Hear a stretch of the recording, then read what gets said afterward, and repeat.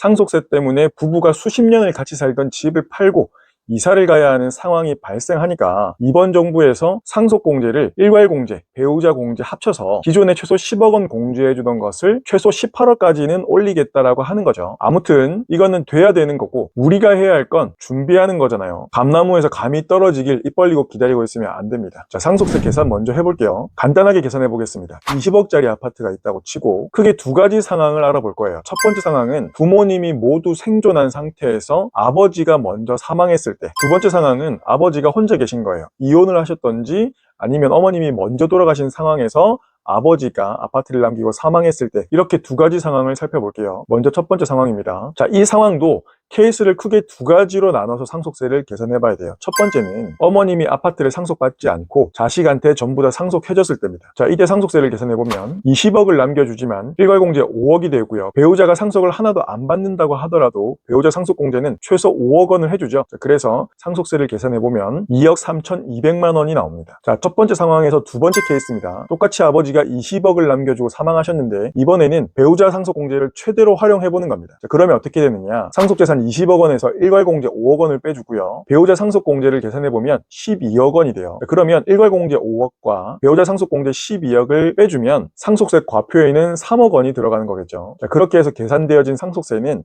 4,800만 원입니다. 근데 방금 말씀드린 두 번째 케이스는 여기서 계산을 끝내면 안 돼요. 왜냐하면 어머니가 결국에는 12억 원어치 상속을 받아야 됩니다. 그래야 배우자 상속공제도 12억이 되는 거예요. 그래서 어머니가 12억을 상속받았을 때 그 이후에 어머님이 돌아가실 때는 일괄공제밖에 안 되잖아요. 배우자 상속공제가 없습니다. 그래서 이 케이스에서는 어머니가 나중에 돌아가시는 2차 상속까지 상속세를 계산해서 고려해야 됩니다. 어머니 상속세 계산해보면 단순 계산하는 겁니다. 나중에 아파트 값이 더 올라가겠지만 어머니가 12억 원만큼만 받았다고 치고 12억에서 일괄공제 5억 원을 빼주고 상속세를 계산해주면 어머님이 돌아가실 때 상속세는 1억 4,500입니다. 자, 그러면 첫 번째 케이스와 두 번째 케이스 비교해보면 되겠죠. 첫 번째 케이스 어머니가 상속 안 받고 바로 자식한테 상속해줬을 때는 2억 3,200. 두 번째 케이스 어머니가 배우자 상속공제를 최대로 활용하기 위해서 딱 그만큼만 상속받고 나중에 어머니가 돌아가셨을 때 상속세를 합쳐보면 1억 9,300 정도 나옵니다. 자, 두 케이스 중에 어느 게 나을지 요거는 재산 구간에 따라, 재산 구성에 따라, 가족 구성에 따라 다양한 변수에 따라서 계산은 달라질 수 있으니까